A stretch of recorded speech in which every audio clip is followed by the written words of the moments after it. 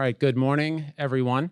My name is Matt Ewalt. I serve as Senior Director of Events and Live Journalism for the Texas Tribune. Welcome to those joining us here in person in Austin and those joining us online for our conversation with Senator Charles Perry.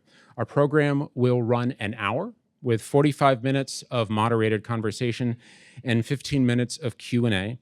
So that we can get to as many of your questions as possible today, we'll be doing Q&A through our Q&A portal at texastribune.org/ask.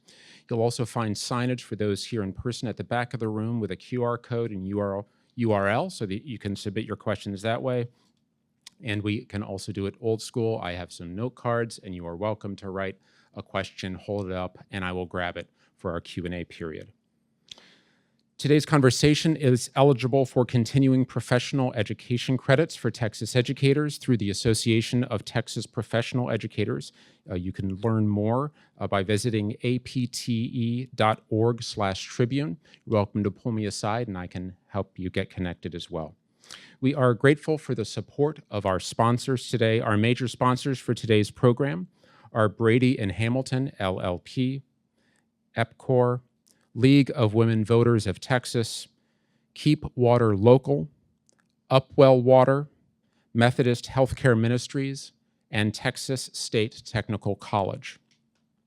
We do also want to thank Starbucks for providing coffee and breakfast and pastries for our audience here in Austin and for powering us through session as the official coffee of the Tribune's 2025 Texas Legislature event series. Under a few seats here in the studio are some Starbucks gift cards. Search now so you're not making noise during the program. But with your gift card, feel free to stay a while at your neighborhood Starbucks. Though corporate sponsors and donors underwrite this event, they play no role in determining the content, speakers, or line of questioning. Thank you to all those around the state who make the journalism of the Tribune, including events like this, possible by becoming Texas Tribune members. Let's just see a quick show of hands of members who are joining us here in Austin. Go ahead and raise your hand. Thank you all. To learn more and to become a member, visit texastribune.org/support. And now a note on some upcoming events. I'll keep it brief. We have a series of events here in 919 looking at emerging technologies and how Texas is preparing for the future economy. The first event next Tuesday morning looks at quantum computing, a technology that states across the country are investing in for economic development and national security reasons. If you are using your phone right now to Google what is quantum computing, that's okay. This event is also for you. We will have 3 leaders in the field introduce the technology, discuss its potential, and explain why Texas can be an international player. And then on February 26th, we'll hold a conversation in Denton about the impact of HB 8, the state's community college funding law, on enrollment, academic outcomes, and changing the narrative around higher education. And finally, on March 5th in Houston, we'll hold a day-long symposium titled A Blueprint for Texas Cities: Growth, Challenges, and Opportunities, timed with the recent publication of the Texas Metropolitan Blueprint, which lays out a 5-year policy agenda to ensure long-term prosperity for the state's 26 metropolitan areas, home to 90% of the Texas population. You can learn more about these and other events around the state at texastribune.org/events. And if that's someone's phone, if they can silence it before the program, let's get to today's program. Republican State Senator Charles Perry is a lifelong West Texan and a practicing CPA from Lubbock. He was elected to the Texas Senate in 2014 after serving 2 terms in the Texas House of Representatives. Perry currently chairs the Senate Committee on Water, Agriculture, and Rural Affairs, and is the vice chair of the Senate Health and Human Services Committee. Our moderator is Matthew Watkins, who began his duties as the Texas Tribune's editor-in-chief this past September and has been with the Tribune in various roles since 2015. I thank Senator Perry for joining us this morning, and I turn the program over to Matthew. Senator, thank you for being here. Yeah, it's good to be here. Appreciate the opportunity. Okay, so we are going to talk quite a bit about water here today.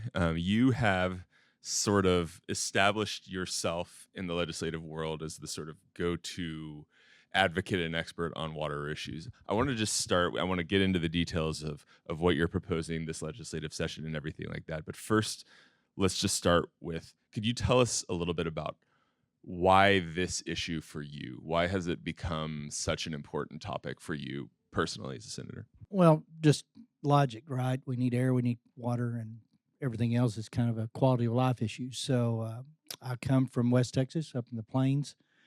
Clearly, we are dependent on irrigated crop production for decades to get us to where we are. We've got some new diversity of economies coming in, but you look at that aquifer out there and you know it's depleting. You go south, you go down into the valley, another irrigated crop production, agriculture. They're the two stressed areas in the state as far as water depletion and aquifer system. So you look at all that, but just personally, I don't know why, but I've always had an interest in making sure water was there. I just don't take it for granted. So from a personal note, Lieutenant Governor put me chairman as a freshman over that committee in 15.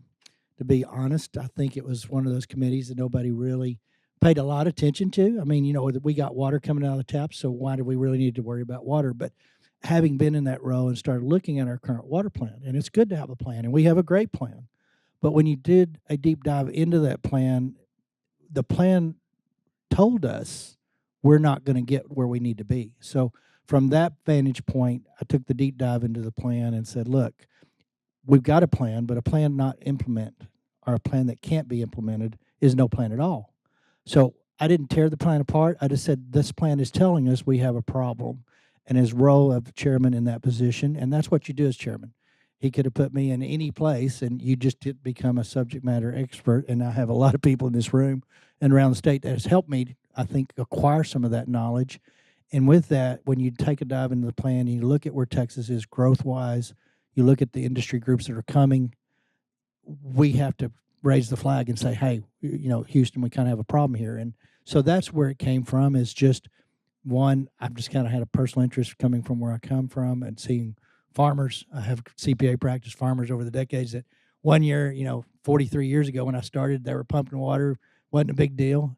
And every year they've dropped it. And, you know, now they're running 200 or 300 feet deep just to get a crop out. So I knew the problems were there. The chairman role gave me an opportunity to kind of deep dive, and I looked at the plan that we currently have, and I didn't really change the plan much. It's funny, people think I just threw the plan out.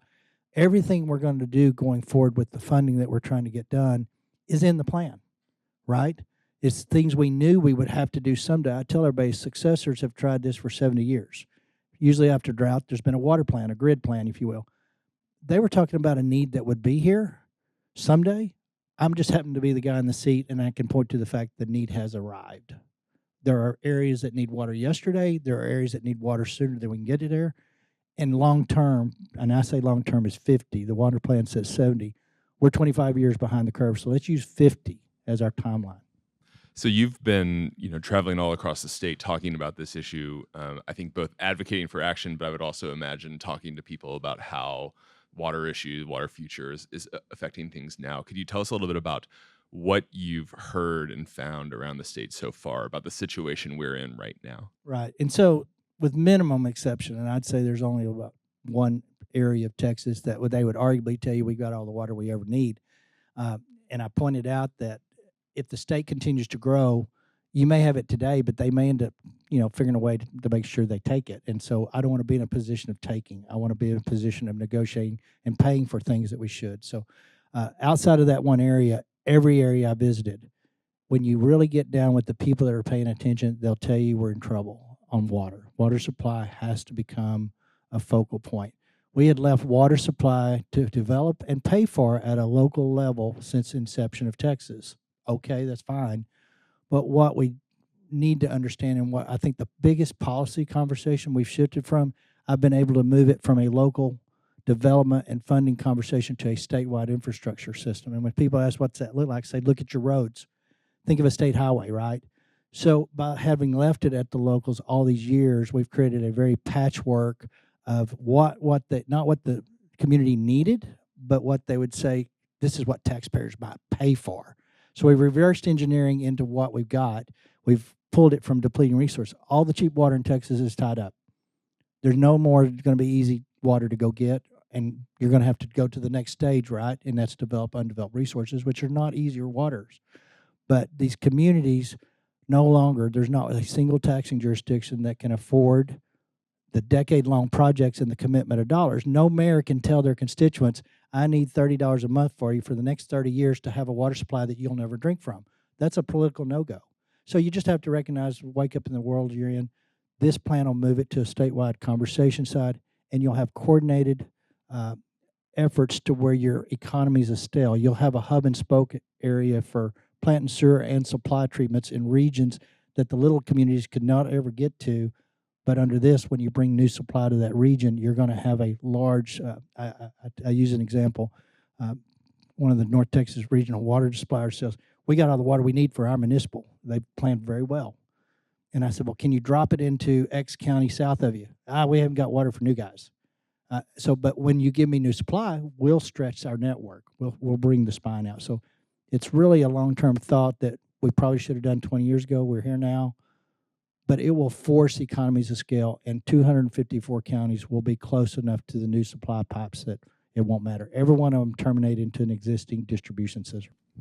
Yeah, and you talk about how in some places this problem is already here. I mean, I think particularly about South Texas, right? You have the citrus industry really suffering and sort of almost kind of going away. The Santa Rosa sugar mill is something that a lot of people point to as a sugar mill that essentially ceased operations due to a lack of water supply. I mean, one of the things here is it's of course water. Are we going to have water to drink, which is hugely important, but it's an economic issue, right? There are industries that are already suffering because of the challenges that we're facing. Yeah, there's economic studies out there of how much 100,000 acre feet of new supply gives you into economic development. To your point, when I started in 11, there was 40 citrus varieties in the valley. Now, they've had some citrus greening and some other diseases, but those are exasperated when you end up in droughts. And I think we're down to 10 varieties. The sugar mill closed, as you say. So I would say they're probably the most stressed with the quickest solution today that I'm aware of. When this money gets into the system, pipeline, no pun intended, there are some low-hanging fruit out there that if not but for the lack of money, we've already went to develop that. So I'm hoping, and I think from conversations, we're not going to be a whole 20 years out on everything. And that's the thing about water. If you need 20 years from now, you better be working on it today because it won't be here if you're not. And that's where the state front-loading that conversation so local municipals don't have to have it only to get it voted down or voted out, right? That's where we're going to get ahead of this curve. Okay, so let's get into the details of the proposal. There, it has been identified as a priority bill by the Lieutenant Governor. It has been, made clear that you will be carrying that bill. That bill has not been filed yet. There's of course time for that to happen. The talk has been that we're close.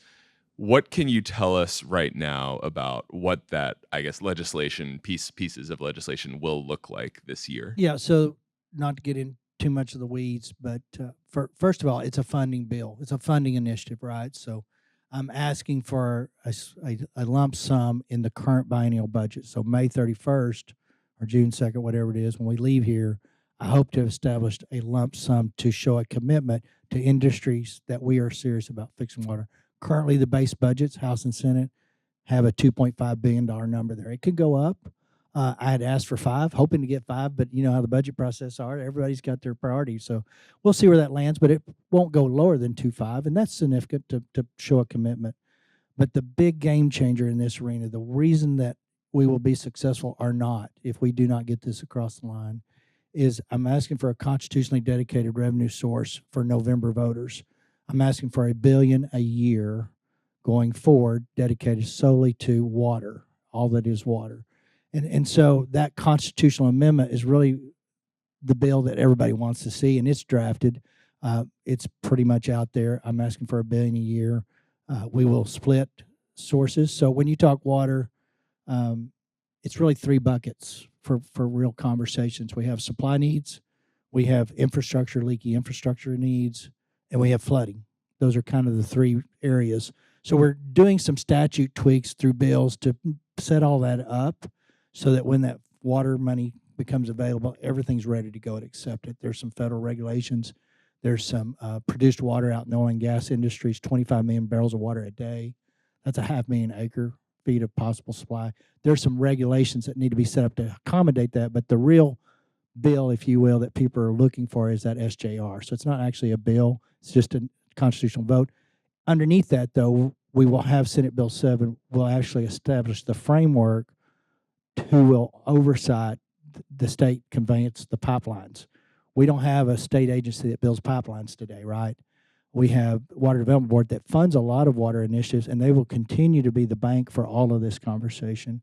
They will also continue their process of what's called local sponsorships. So the desal plant in Corpus, that's a local sponsorship project that Water Development Board, they do really well at that. They're not pipeline builders. So we have to set up, I affectionately call it, and I hate to name it because some people love river authorities, some people don't like rivers.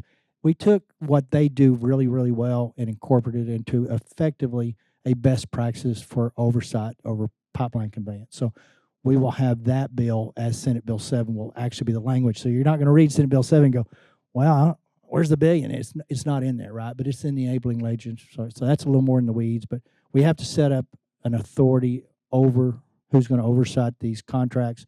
It's going to be a technical board. It's kind of like ERCOT.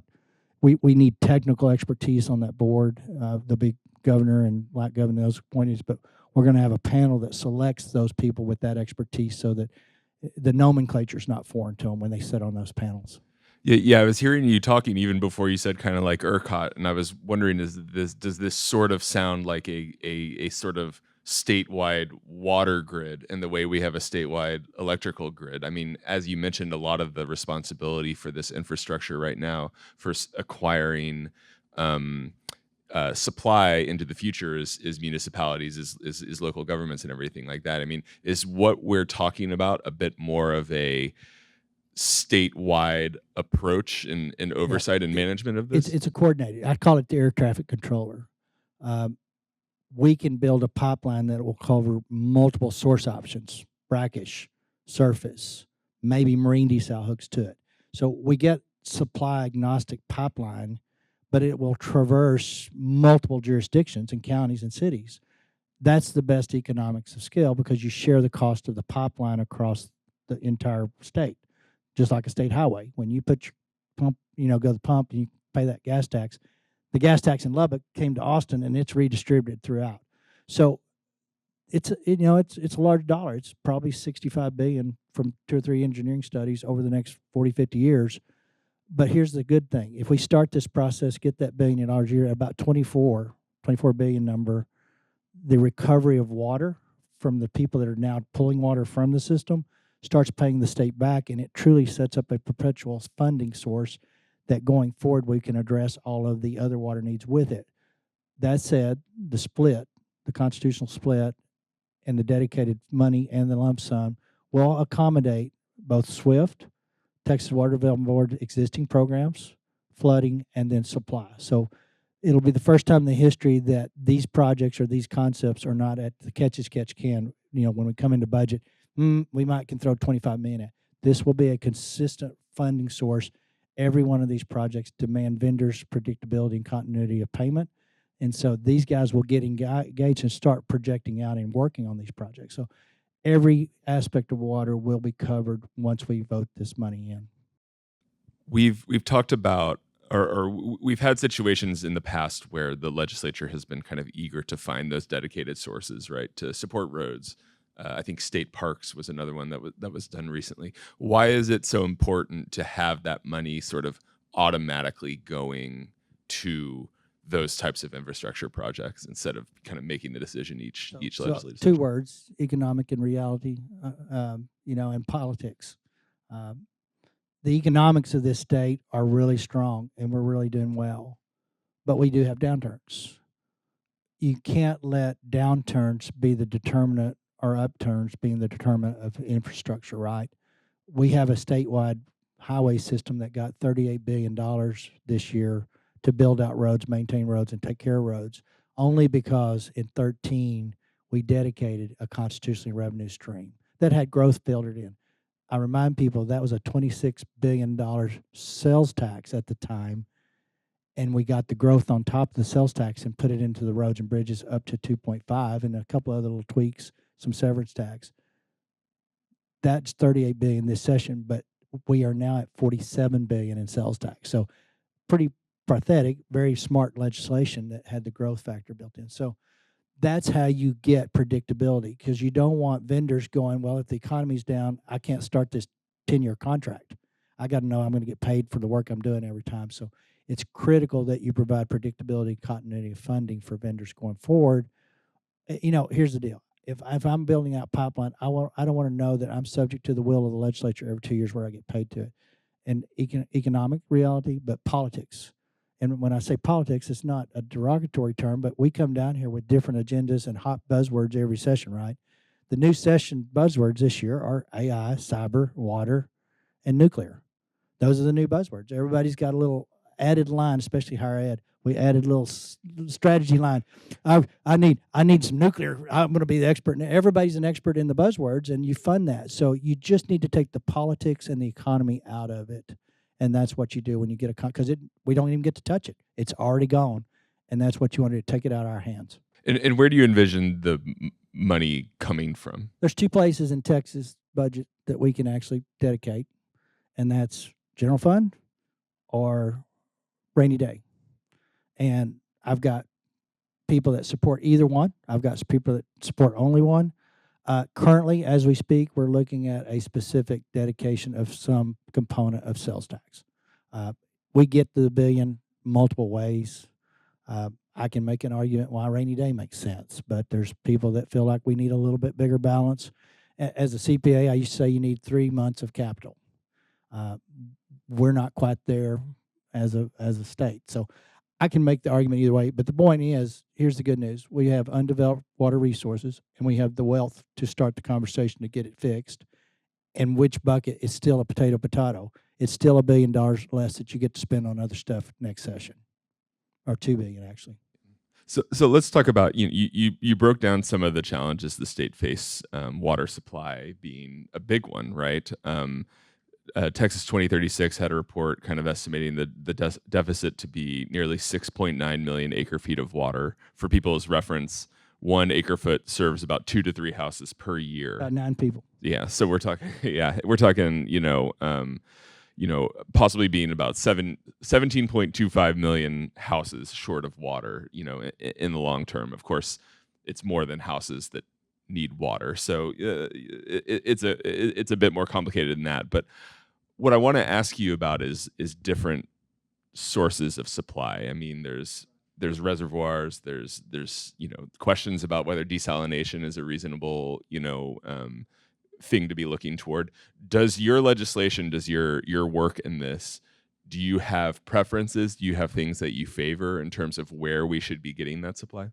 So specifically, the water plan shows about 7 million acre feet short. If you do the deep dive that I was talking about previously, and I'll give you one example. There's 22 reservoirs or 21 reservoirs in the plan to do. Of that, 4 of those reservoirs were scheduled to be delivering water to Texans in 2020.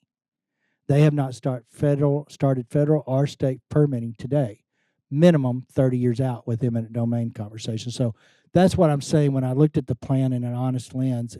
It just isn't going to get us where we are, partly because we have done a lot of things we already should have. So that said, the new resource opportunities are clearly marine desal, where it makes sense. The plan considers probably 4.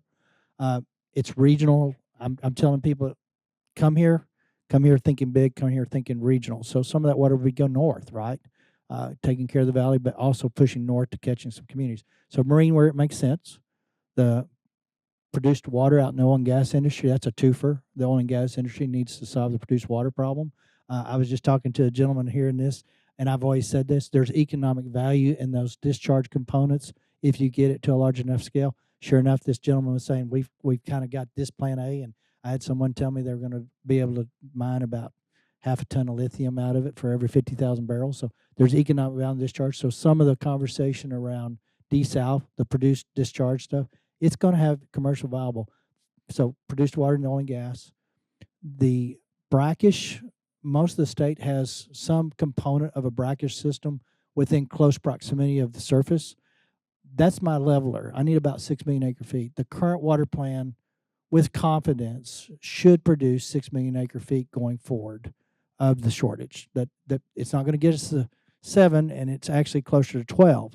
So my plan is putting in an additional 12 million, so that at the end of the day, we use about 13, 14 million acre feet per year now, we would be having access to 24 to 26 million acre feet by 50, or at least way into that, leaning into that. So the 6 million acre feet are going to come from surface water that's not permitted inside the state. And I've also believe I have a strong commitment from some state contiguous to us to sell. Currently, it's about a 1.1 million acre foot, which is pretty good. Solves a lot of problems. You're not fighting over water in Texas, right? So 1 to 2 million, about 2 million acre feet in surface. The desal and the marine and the produce is probably another 2 million when you add up all the prospects. And then you've got that leveler, if you will, brackish. The brackish is kind of the long-term play. It's not going to be your ultimate only source. It's going to be a blender, but it will fill in those gaps as we go. We'll strategically place those plants where they need to be in conjunction with the spine that the state's creating. So you sort of touched on, I think, the other challenge with regard to water supply beyond the financial challenge, which is the sort of more political water rights challenge and everything like that. My first job in journalism was covering government in the Brazos Valley, and part of that was covering the local groundwater conservation district. That entire time I was there, the rural interests and the municipal interests were very much at odds with each other. I mean, you see this playing out in East Texas right now over things like the Marvin Nichols Reservoir, right? Every new reservoir you build in the state will cover land that is valuable to someone, right? And this is an issue of, water in East Texas that might, at least the landowners say would, be serving people in the DFW Metroplex. You've got the Lake of the Pines is another lake not close to where that Marvin Nichols Reservoir would be, where there's a lot of concern by residents out there about water being, pumped from that lake to serve DFW. How much of a political challenge do you see in terms of just, even if we have the money, how can we get the will to build these things and move the water to the places it needs to be? yeah, that's a great question. I did not start there initially. All of my predecessors started there initially. And again, the need was not quite as clear. They knew it was coming. So there are a lot of factors, right? Timing. Everything's timing. Had I started there, we would not be having a conversation about funding supply today.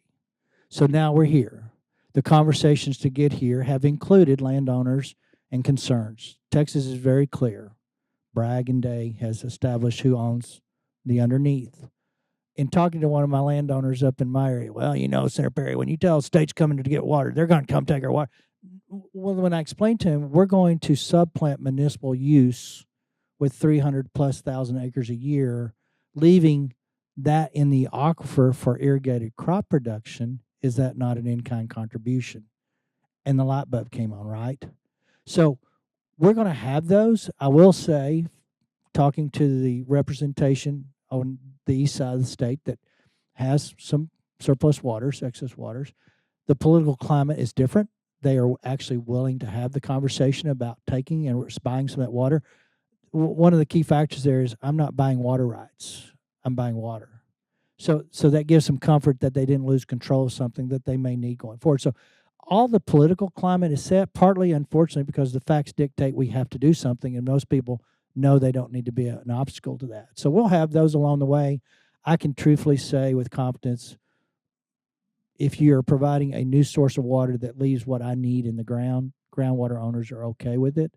If you're providing a pipeline in close proximity that they can tap into for a new supply, that's going to solve. So those conversations are going to have to be had.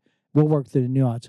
But I'll just say a lot of my guys usually started in the regulatory frame. I only have the knives and the pitchforks come out and kill the conversation before we ever had a new supply to talk about. So I wanted to get the supply set up. Now let's go have a conversation on how it looks like where we make sure everybody's kept whole. Okay, very good. The other side to this water challenge is the not even about supply; it's about the quality of the infrastructure that's already in place. There's all kinds of reporting about the sort of broken pipes in aging municipal water systems that are leaking pretty astounding amounts of water. That if you solved some of those problems, the amount of water the state would actually need to secure would be significantly less. Is this something that's being addressed Yeah, in this? it's roughly 450,000 acre feet a year is what we lose. So it's not going to fix the problem, but it definitely is significant. And it doesn't make sense to put money into supply on it and have it leak out. That said, there's several factors on that. First of all, I have to establish new supply first. That's top priority. When people call to come to the state, they don't ask, are your pipes leaking? They ask if there's water in the pipe. So that's the first order of business today. We got to get supply moving. Secondly, and I can't tell you what city or what municipal it is. Uh, a lot of these cities have collected that money to keep that infrastructure whole. A lot of that money's been diverted to general fund for other uses. So we've got that component, and we've got water loss data, and all of those have to be a conversation, right? So I have no problems, and we will have money going to those buckets of money that address some of these needs, but we've got to get our water loss data conversations, not to be punitive. You can't solve it if you don't recognize it. So water loss is now a voluntary conversation. It needs to be more of a mandatory so that we know what you're losing, know where the immediate needs are. And in addition to that, if you're diverting monies that were supposed to go to these initiatives, you got to stop. I can't reward bad behavior. And I've been told it's as high as $4 billion in the state. So there's some significant funding reclamation, if you will. And then thirdly, and it goes to the overall thing I've said before, most taxing jurisdictions, small, especially rural and otherwise, small cities actually, have no taxing jurisdiction to keep up with the cost of this infrastructure. And that's where the hub and spoke, regional, very large enterprise systems that are kind of providing those type of services to communities going forward, and especially in rural Texas, is critical. And this model forces that. So we can't fix it all today, but we're on the right path. I think 20 years from now, we look like a whole different state in those regards. So you mentioned that the base budgets that came out in both chambers had $2.5 billion. You had talked about hoping to see $5 billion. I think some other kind of advocacy groups had called for that as well. How realistic do you think it is to get that number up this year? I think it goes up. I can't predict, and we got a lot of things in place. We've got some conversations with the feds on $11 billion in play for border reimbursement. So, I mean, we've got some things that we feel positive about. You just can't bank on. But I also know that this is the base budget, right? Between now and May 31st, lots of things change. If there's an overwhelming support to do more and the budget allows for it, I know the members to date from my interactions with them all think we could and should. So we'll just see where it processes. I'm not going to have a crystal ball that says it's going to happen. I'm pleased with 2.5. That again wasn't the game changer. If it got 5, it really does some things fairly quickly that would help move this along. But it just means we're a little further out on time. But it's not a deal killer. It does feel you mentioned the state seeking reimbursement for the $11 billion on border security, which has been talked about a long time by leaders in this state. I think even they, until recently, acknowledged that it didn't seem like a hugely realistic thing. Do you think the conversation has changed? Do you think there's higher hope of actually getting some of that money, and would that change the game for issues like this? If you could get a lump sum, that takes the pressure off building a base budget you couldn't afford next session. So that's what we're talking about, one-time lump sum money. So absolutely, I think that's where, if we were able to secure that or that commitment, I think we would feel confident to bump that number. As far as the climate, we obviously have a Texas-favored administration. Not that the last one was anti, it just wasn't for us on this issue. Anybody now, partly because of Governor Abbott's efforts to expose what we were dealing with across this country, has changed that conversation, right, to where people are beginning to understand what Texas has done for these many decades to deal with that border security. So I think rational people, and I use that term very loosely for federal congressmen, they get tied up in that mess up there, but chose not to go up there, didn't want to be a part of that. But I think they're honestly looking at going, Texas was the national security for the country for over a decade and has been out a lot of taxpayer dollars. So I hope it produces fruit. Nobody's put it in the bank today and said we can count on it. I think if it's going to happen, it will under this administration quicker than it ever could have had. I've sent resolutions up to my federal guys. It's been a conversation piece, but this is reality. I think people are realizing what our state and our taxpayers did from a country perspective. So I think there's a legitimate. It's not politics. I think it's just a legitimate realization. Texas has been out a lot of money. And of course, the state put in $1 billion last year with the support of voters. It passed by a wide margin. Why wasn't there a higher number last time? Why have we waited so long to get to this point? Well, couple of things. First of all, we had 30-something $billion, and we were going to spend every dime of it on something if we could. So water was just $1 billion conversation at that point. I think I'd asked for 3. I didn't have this plan, right? I didn't have where we're going to go with this. Well, all we were talking about was leaky pipes. So all that legislation did was establish a holding bucket. The new water supply fund has got 250 of that billion stuck in it. Nobody really understood what that bucket is for. I knew what I was going to use it for. I said it honestly. I'd say this is going to be a bucket that's going to turn billions of dollars over the next 20, 30, 40, 50 years to build out supplies. So here we are now. I didn't have the blueprint that we're talking about to point to say that's what we're going to use that bucket for. So to be honest, there's not many people in the legislature process that understands water. Not sure really they had an interest in water till their districts were starting to run dry because the taps run. So, there's just other priorities at the session. That in lies the reason we have to have a constitutionally dedicated money so that I don't have to worry about appetite or economy or politics to decide whether we could fund it that year. Speaking of other priorities in sessions, you have also been tapped for another kind of Senate priority this year. Lieutenant Governor Dan Patrick has talked about how you have spoken as well about how you would carry what will be SB 3, Right. a ban on HTC products. Can you tell us a little bit about that measure and what's driving action in that area? Well, I think, and H- unfortunately, it pits people against us that are usually for us in some level. and I said HTC, I meant THC. THC. Yeah. So basically, I'll sum it up this way: you can't go to any corner in any community and not have, and I refer to them as head shops, and they've got the big gummy bears, and they're all waving out there, and they're all colorful. It's the Joe Camel play all over, right? Well, the difference is those were tobacco products. These are products that you don't know what's in them. So I've heard examples, and parents have come to me and said, my son got a beverage laced with THC at this head shop.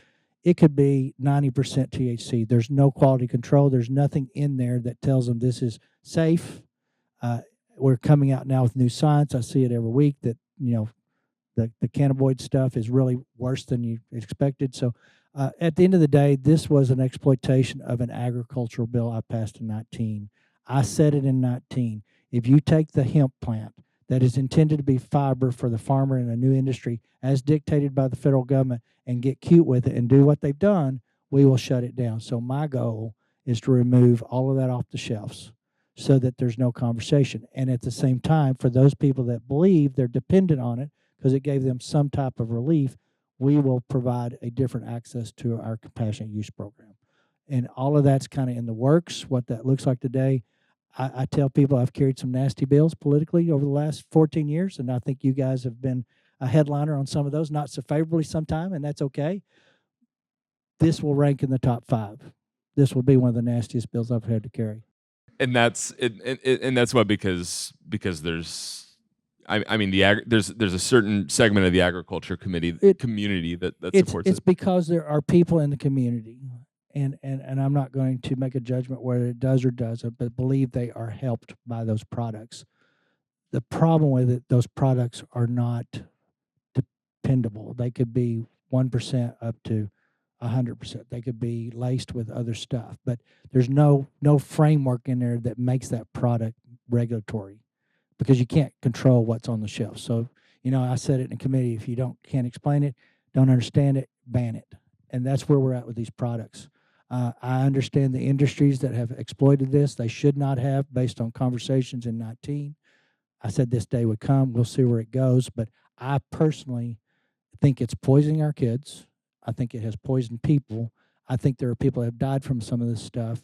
And it's just one more level of industry that I don't know that has a conscience. So it's my personal belief we just got to get rid of it. And I think Lieutenant Governor obviously made that a priority.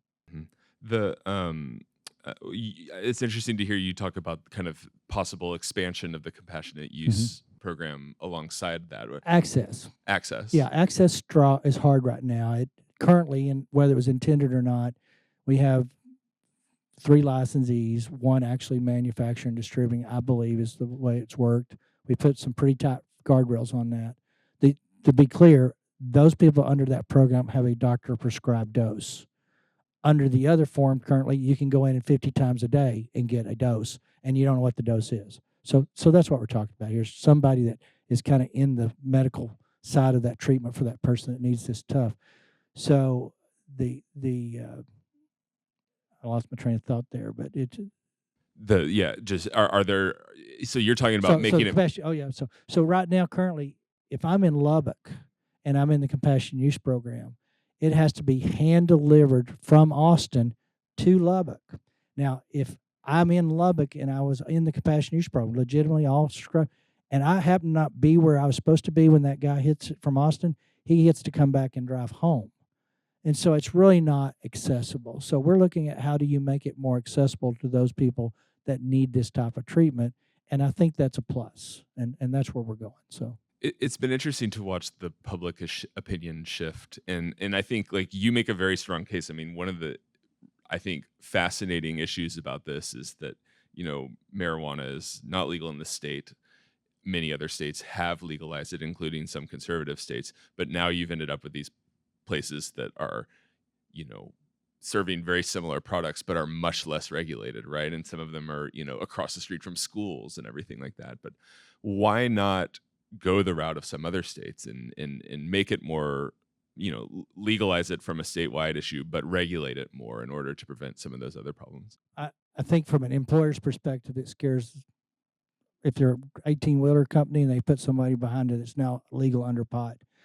That's just one practical application of policies we make. Employers don't need this. Our economy don't need this. But if you go back to those states that have done it, I have friends in Oklahoma said it's the worst decision we've ever made.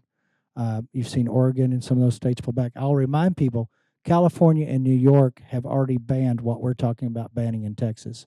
So it's not a red blue state thing. It's a practical look at what we did is not good for public. And it's just straight up that simple.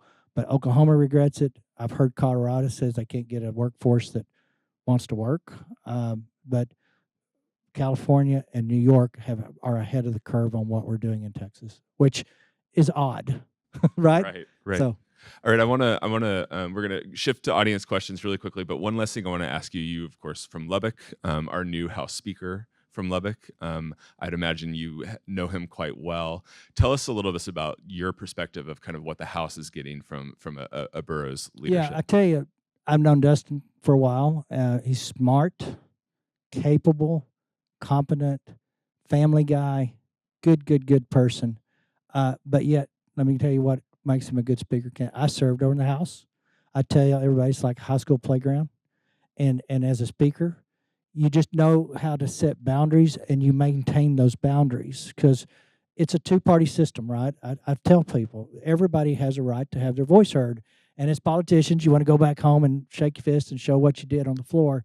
It's finding that balance in the success of the speakers that I've served with. And, Joe Strauss was there and I showed up and I voted against the man and I still didn't get punished too bad for it. But the point was, it wasn't politics at that point. It was a different thing. But he figured out how to let every member have their say in a way that probably my far right didn't like it and the far left didn't think it was enough. It's those deals. But at the end of the day, the process moves forward.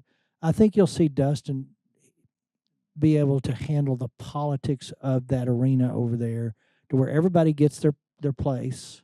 At the same time, we live in a constitutional republic, so they should have their voice heard, but the majority is probably going to win most of the time. That's just the system we have. It's not a democracy, right? Majority isn't guaranteed to win. And that's what makes the process work. So I think he's cognizant of that the process has to work. People have to have input and trust. I get good ideas from my guys on the left. I mean, it's not like we're universally garnered all the successes and failures of this place. We're a party to it. So Dustin, I believe, politically, that's what I was going to say. Politically, he is smart, he's savvy, and he understands the arena he's in. If it blows up tomorrow, it wouldn't surprise me. But I think he's going to do I told people he's not going to surprise me, but I think he's going to surprise a lot of people. And there's going to be a very effective house.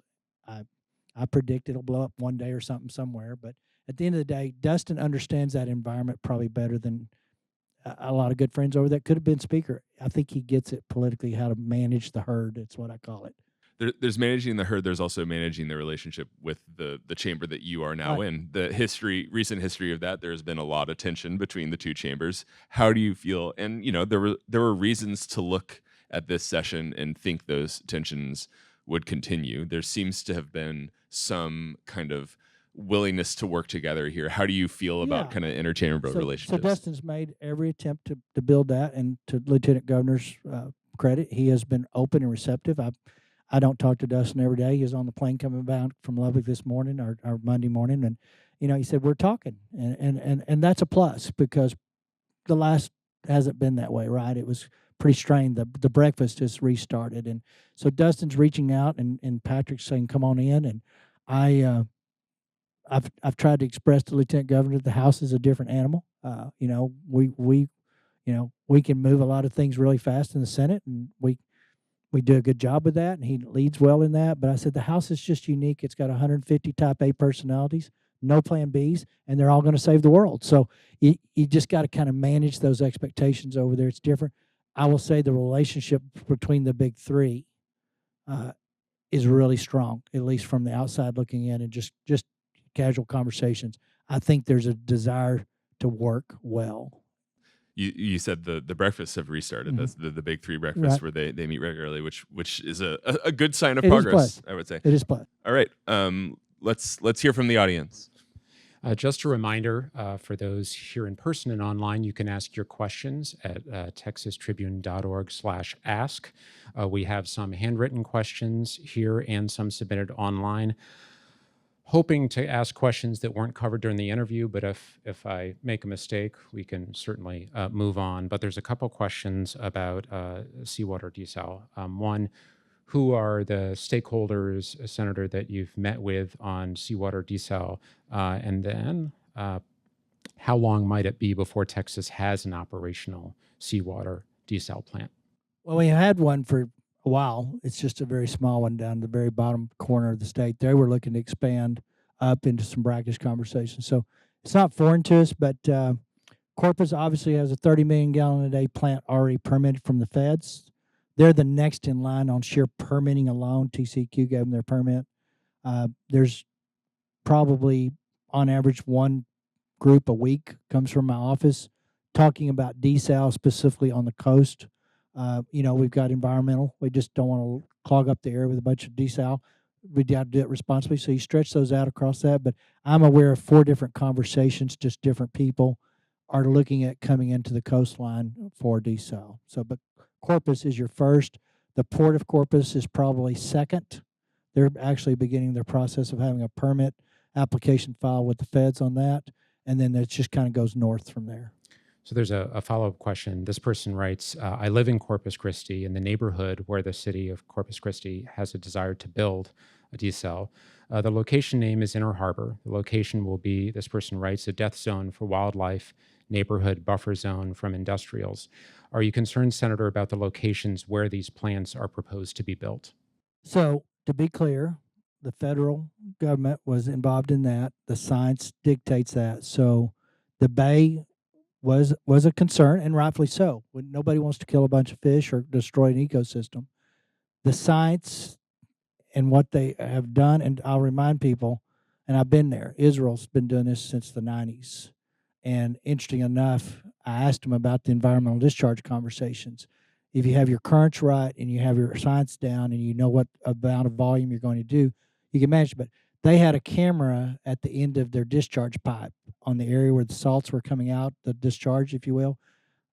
It actually created just a slight uptick in ambient salts, and it created a whole new reef conversation. It was just so the science is there. We do it while that project. It was permitted in 18. Permit was pulled, reviewed. It's 25. They've now been issued their permit to do it. So almost of 7 or 8 years here, environmental conversations have been had. They've determined that inside that bay, and originally it was going to be discharging in an inland out to the bay. They've pushed it into the bay now. So they have made those environmental adjustments that all the scientific community says the bay will be safe. Now, could you put a 200 million gallon a day plant in the bay? No. But science is driving those conversations. These guys have spent a lot of money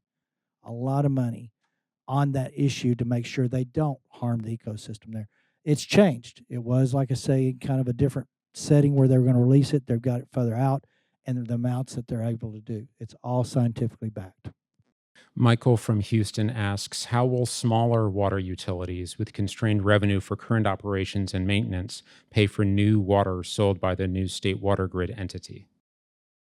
When you are delivered water from the new spine, if you will. So, for instance, let's say I move water to Regional Dallas Water Authority. They're just going to put it in their network.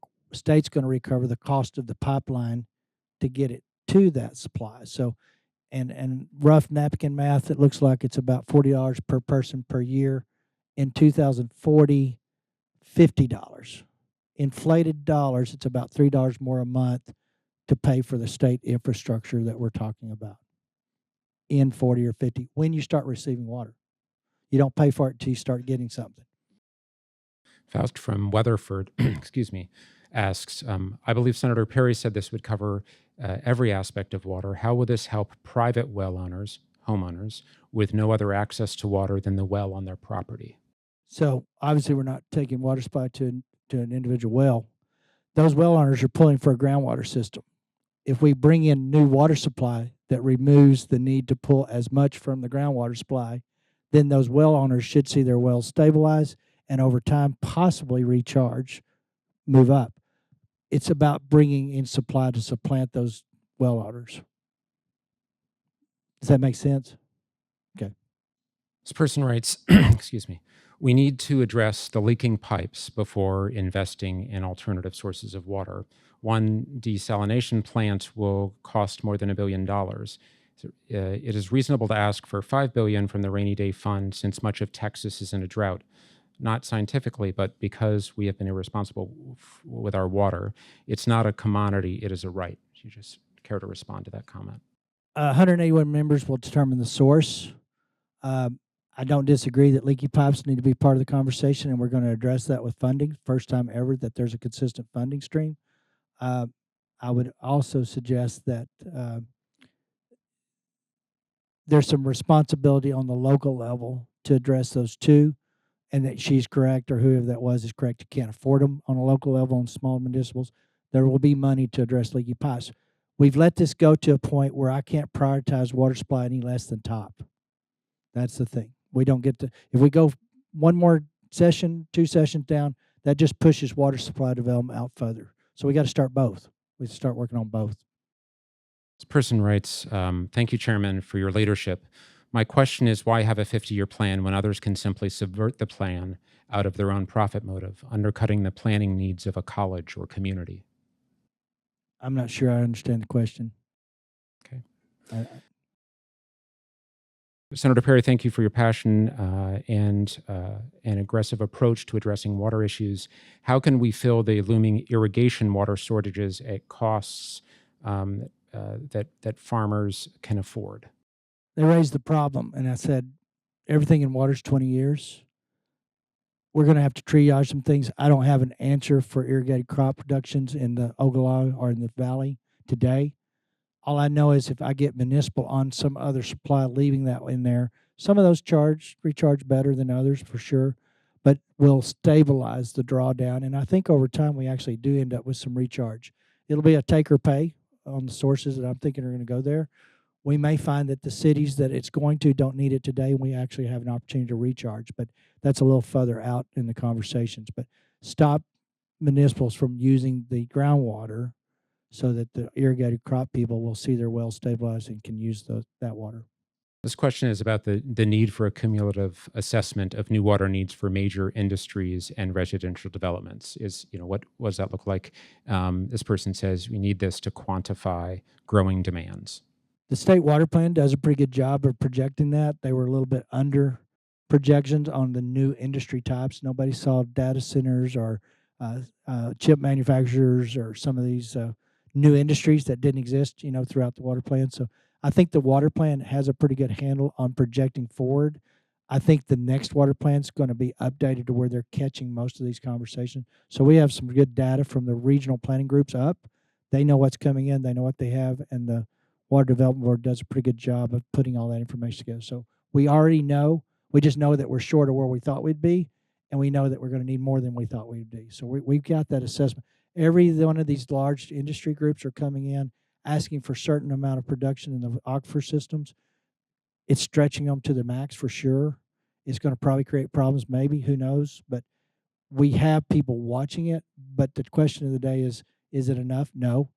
Do we need more? Yes. And how can we get it? So we're going to solve that. It's just going to take longer than that person would like to see. Isabel from Conroe is asking about mandating a few different things, one of them being regenerative agriculture. Why can't we begin to require farms and ranches to conserve and store water during droughts using permaculture practices by implementing swells, keyline, catch ponds, native drought-tolerant forage for pastures, increased pasture OM, cover crops, and rotational pasture grazing of multi-species? Most of my farmers are the best stewards of water resources. To that point, I think there's already some initiatives working out there. But what I would say is the reason that costs money. All of that costs a lot of money to set up those regenerative ponds and those kind of conversations. So when your cotton costs you $2 to produce and you're getting $1 for it, the economics don't work out to do all of those other things. So maybe the state, the federal government can step in, soil and water conservation, and implement some of those strategies. But those guys have digital technology now where that plant doesn't get watered unless all the environmentalists say it should get water. It's pretty sophisticated farming. Let's see, I don't think I've asked this one regarding building codes. Why can't we mandate urban home and commercial building codes to include gray water for lawn irrigation, drought-tolerant grasses for lawns, native drought-tolerant landscape plants for landscaping, and black water, if properly filtered, to be utilized? Carrot and stick approach, I think there's a role, and I think we are going to do that, and I think we have done some of it where building developments have an incentive. So if you put in AstroTurf, maybe there's a credit for that. Arizona, those places have done that well. Building codes have already been in place for decades that you have to put in the low water use toilets, the low hand showers. So you don't get anywhere in this state. It's just kind of our culture forcing someone to do something on their yard. But I think we can change the culture. And one way you do it is you raise the cost of water. The best governor for use of water is raising the cost of water. So all of that's going to happen. But I do think the state could have an active role in building developments, because I promise you, I've got AstroTurf on my front in my yard. All my street does. It's kind of like if one person does it, it becomes vogue and everybody wants part of it. So there's a culture there we got to change. The cost of water is going to change, or the wells drying up is going to change. But we could take an active role, I think, in incentivizing some of that behavior, and we should. I want to. We have 2 minutes left, and there are a few questions that get to this point, and about this tension between what people are phrasing as prioritizing industrial demand instead of, quote, actual taxpayers. And this one person writes, residents, the working class that make up the communities in Texas and pay taxes, use water for everyday life, not for profit. Can you talk about spending and priorities with this tension between? So, Yeah, go ahead. yes, it's real. I mean, you have these large industrial needs coming in, and it's competing for a finite source of water. I would couple things. Those industries do their homework to know that if they're going to invest billions of dollars in infrastructure, that there's enough water to do that, and they know those people in those communities are going to be their employment force. So there is some natural association there. It's scary. I know setting those communities are probably going, I know we've been told that we have X number of years of water. Now we've got this factory that's coming in. These are the days we're here because we didn't really plan quite early enough, but we're here now. There will be, I believe, in this water plan, low-hanging fruit to address those areas that they're moving into sooner than later. But none of it's going to happen in under 10 years. So what we need to be cautious of is what's being pulled is a 10-year route, right? A 10-year sustainability. The science is there. We just need to start monitoring it a little tighter so that people don't end up with dry wells, so that people don't end up having to leave their homes. And at the same time, industry's got what it needs to keep an economy flowing. It's a balance. I wish we would have started 20 years early. I really do. But who would have saw Texas adding 1,700 people a day 20 years ago? So there's just been a perfect storm of success that has created these not crises moments, but inflection points that we have to start doing something. So to those people that see that industry coming in, all I can say is there's a lot of people trying to make sure that it doesn't have the negative effect that they fear. Is it going to happen? Probably in some areas it probably will. But I do think the state can provide some stopgap solutions if it looks like those are going to happen before they happen. We're watching it. That's all I can say. I share their concerns. At the same time, Texas is too big to say no because it has the resources to solve this problem, right? So we need to give industry confidence that we're going to fix it. That's what this session's about. We need to give landowners and people surrounding those communities with wells they depend on the confidence that if there's a problem, we can fix it. But long term, everybody's going to work out. It's just I wish we'd have started early, right? All right, Senator, I know you have a committee hearing Yeah. you need to get to. We really appreciate you being here, and thank you for being here. And thank you to all of you for being here and joining us today. Thank you.